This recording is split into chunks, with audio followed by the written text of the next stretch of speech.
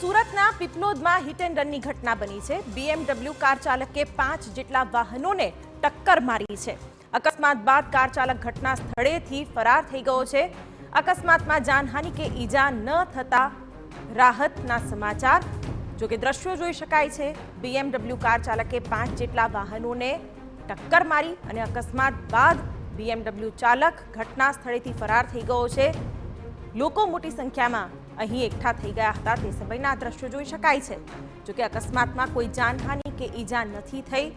કેવા સંજોગોમાં આ કારે ટક્કર મારી હશે તેને લઈને તપાસ પણ કરવામાં આવી રહી છે।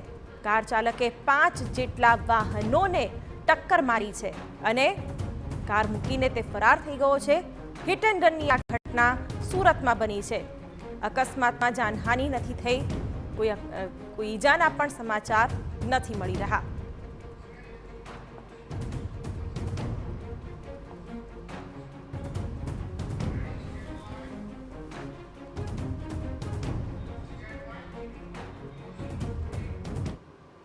તો માવઠાના સમાચારથી ખેડૂતો હતા ચિંતામાં, ત્યારે અત્યારે એ જ સવાલ થઈ રહ્યો છે કે આકાશી આફત કે રાહત, જોવાનું ચૂકશો નહીં 7:56 કલાકે।